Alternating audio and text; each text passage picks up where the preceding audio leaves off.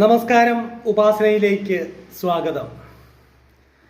ഉപാസനയുടെ രാമായണ സഞ്ചാരം തുടരുകയാണ്. ഇന്ന് നമ്മൾ രാമായണത്തിൻ്റെ വേദഭാവത്തെക്കുറിച്ച് ആണ് മനസ്സിലാക്കാൻ ശ്രമിക്കുന്നത്. ഇന്നത്തെ ഈ വീഡിയോയുടെ ഈ അറിവുകളെല്ലാം ഭഗവാൻ സത്യസായി ബാബയുടെ പാദങ്ങളിൽ വച്ച് നമസ്കരിക്കുന്നു. കാരണം അദ്ദേഹത്തിൻ്റെ വാക്കുകളെ, അദ്ദേഹം നമുക്ക് തന്ന വാചകങ്ങളെ അധികരിച്ചാണ് ഇന്ന് ഈ വീഡിയോ ചെയ്യുന്നത്. അപ്പോൾ ഈ വാക്കുകൾ അത്രയും അദ്ദേഹത്തിൻ്റെ ഉപദേശങ്ങളാണ്. അപ്പം അതുകൊണ്ട് തന്നെ അദ്ദേഹത്തിൻ്റെ പാദങ്ങളിൽ പ്രണാമം. ബാബ പറയുന്നത് രാമായണം എന്ന് പറയുന്നത് വേദത്തിൻ്റെ ഒരു പ്രതിരൂപമാണ് എന്നാണ്. നമുക്കെല്ലാവർക്കും അറിയാം, നമ്മുടെ ഈ ഭാരതീയ സനാതന സംസ്കാരത്തിൻ്റെ അറിവിൻ്റെ ശകലങ്ങളെല്ലാം നമ്മുടെ ഗുരു ജനങ്ങളുടെ അകമഴിഞ്ഞ സംഭാവനയാണ്. നമ്മളായിട്ട് ഇവിടെ ഒന്നും കണ്ടുപിടിച്ചിട്ടില്ല. ആ സജ്ജനങ്ങളായ ഗുരുഭൂതന്മാരുടെ പാദങ്ങളുടെ വഴിയെ സഞ്ചരിക്കുക എന്നത് തന്നെ നമുക്ക് ധാരാളമാണ്. അതുകൊണ്ട് തന്നെ ആ ഗുരുജനങ്ങൾ പറഞ്ഞത് ഓരോന്നും നമുക്ക് വേദവാക്യമാണ്. ഭഗവാൻ പറയുന്നു, രാമായണം വേദത്തിൻ്റെ തന്നെ പ്രതിരൂപമാണെന്ന്. കാരണം വേദം ജ്ഞാനമാണ്. ഒരു മനുഷ്യനെ എങ്ങനെ ഉന്നതിയിലേക്ക് നയിക്കാം, എങ്ങനെ അവൻ്റെ കർമ്മത്തെയും ധർമ്മത്തെയും കുറിച്ച് അവന് ജ്ഞാനമുണ്ടാക്കാം, എങ്ങനെ അവൻ്റെ പ്രവർത്തന മണ്ഡലങ്ങൾ കൂടുതൽ ധർമ്മിഷ്ഠമാക്കാം, ഇതാണ് വേദം കൊണ്ട് ഉദ്ദേശിക്കുന്നത്.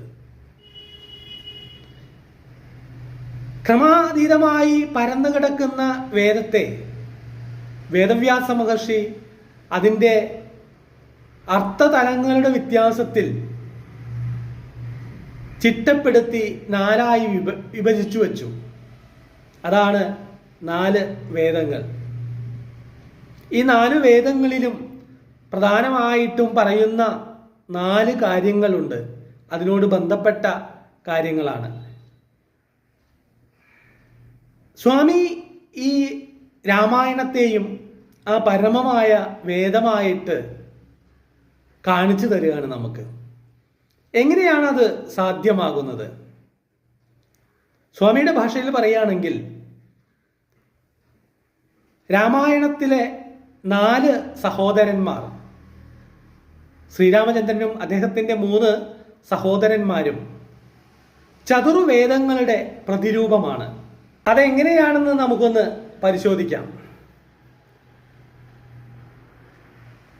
രാമായണത്തിലെ 4 സഹോദരന്മാരിൽ മൂത്തവനായ ശ്രീരാമൻ യജുർവേദത്തിൻ്റെ പ്രതിരൂപമായിട്ടാണ് സ്വാമി പറഞ്ഞു തരുന്നത്.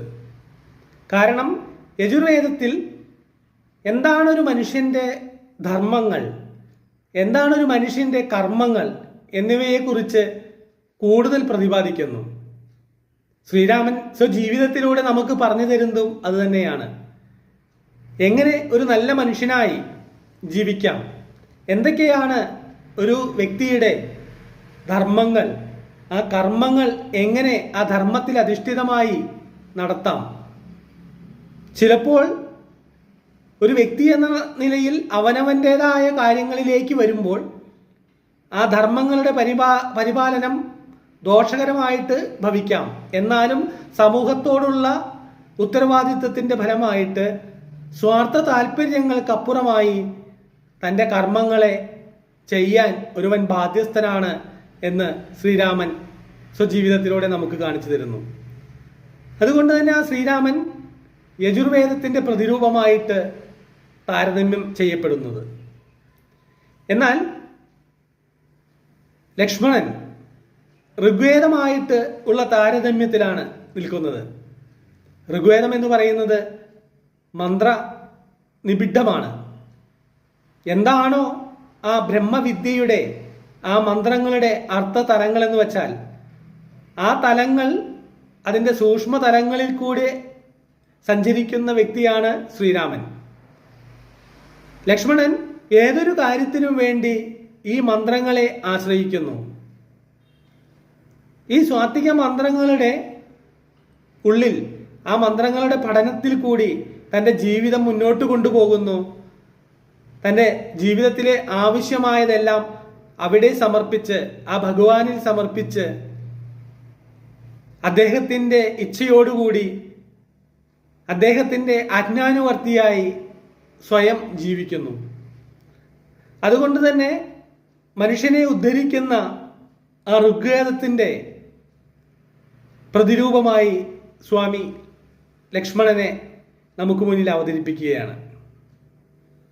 ഇനി തനിക്ക് എന്തൊക്കെ സൗഭാഗ്യങ്ങളുണ്ടെങ്കിലും ആ സൗഭാഗ്യങ്ങളൊന്നും ആ പരമമായ ശ്രീരാമപാദങ്ങളെക്കാൾ വലിയതല്ല എന്ന വലിയൊരു സാമവേദിയുടെ തത്വത്തിൽ കൂടിയാണ് ഭരതൻ ജീവിക്കുന്നത്.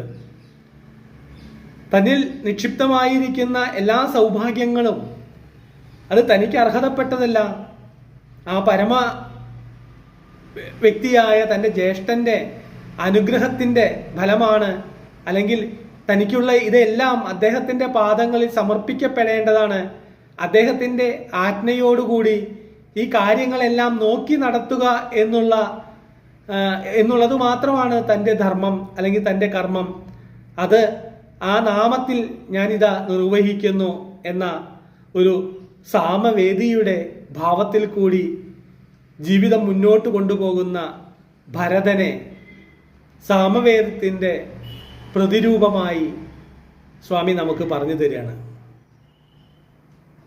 എത്ര മഹത്തരമാണ് നമ്മുടെ ആചാര്യന്മാരുടെ ഉപമകളും താരതമ്യ പഠനങ്ങളും അത് സാധാരണക്കാരായ ജനങ്ങളിലേക്ക് എത്തിക്കുന്ന രീതിയും എന്ന് മനസ്സിലാക്കുമ്പോഴാണ് ഈ ധർമ്മത്തിൻ്റെ എല്ലാം വക്താക്കളായി ഈ ധർമ്മത്തിൻ്റെ എല്ലാം വിളനിലത്തിൽ ഇവിടെ ജനിക്കാൻ സാധിച്ച നമ്മളെ എല്ലാവരും എത്ര ഭാഗ്യവാന്മാരാണ് എന്ന് നമുക്ക് മനസ്സിലാകുന്നത്.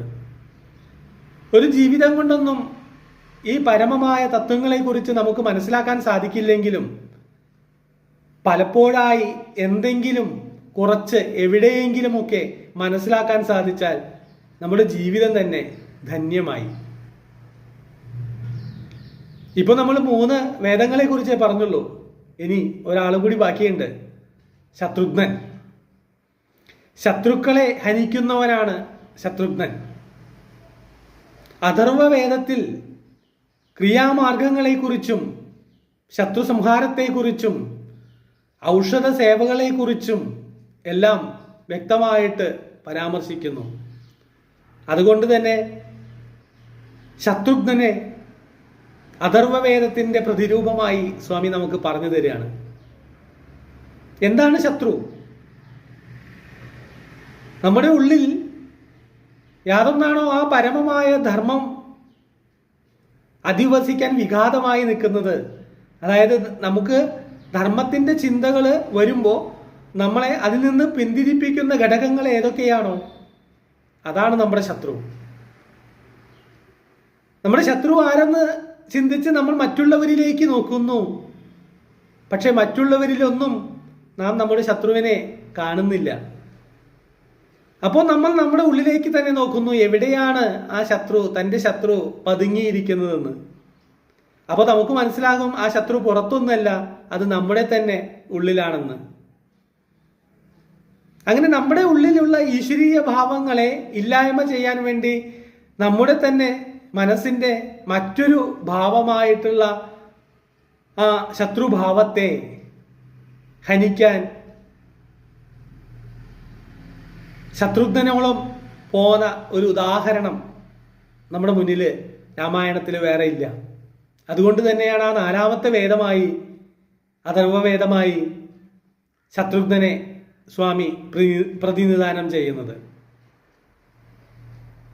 ഇങ്ങനെ വളരെ ലളിതമായ രീതിയിൽ ഈ 4 വേദങ്ങളുടെയും അർത്ഥതലങ്ങളെ രാമായണത്തിലെ 4 സഹോദരന്മാരോടുകൂടി ഉപമിച്ചുകൊണ്ട് ഏറ്റവും സാധാരണക്കാരായ ജനങ്ങൾക്ക് ആ വേദതത്വങ്ങൾ പകർന്നു തരാൻ, അല്ലെങ്കിൽ അത് മനസ്സിലാക്കിക്കാൻ സ്വാമിക്ക് സാധിച്ചു ഈ ഉപമയിലൂടെ. നമ്മളെ സംബന്ധിച്ചിടത്തോളം നമുക്ക് അത് വളരെ പ്രധാനപ്പെട്ട ഒരു അറിവ് തന്നെയാണ്. ഈ രാമായണ മാസത്തിൽ നമ്മൾ പഠിക്കുന്നതും ഇതൊക്കെ തന്നെയാണ്. രാമായണത്തിൻ്റെ വേദതലങ്ങളിലേക്കുള്ള ഒരു ചെറിയ എത്തിനോട്ടം, ചെറിയൊരു അന്വേഷണം, അതാണ് നമ്മൾ ഇന്ന് ഈ വീഡിയോ കൊണ്ട് ഉദ്ദേശിച്ചത്. ഇത് കേൾക്കുന്നവർക്ക് പല വിധത്തിലുള്ള സംശയങ്ങളുണ്ടാകാം. ആ സംശയങ്ങളെല്ലാം അറിയിക്കുക. നമുക്ക് ഒരുമിച്ച് ആ സംശയങ്ങൾക്കുള്ള ഉത്തരങ്ങൾ കണ്ടെത്താൻ വേണ്ടി ശ്രമിക്കാം. ഈ രാമായണ സഞ്ചാരം ഒരുമിച്ച് തുടർന്നു കൊണ്ടുപോകാം. എല്ലാവർക്കും ഭഗവാൻ ശ്രീരാമചന്ദ്രൻ്റെയും സ്വാമിയുടെയും അനുഗ്രഹമുണ്ടാകട്ടെ എന്ന് പ്രാർത്ഥിക്കുന്നു. നന്ദി, നമസ്കാരം.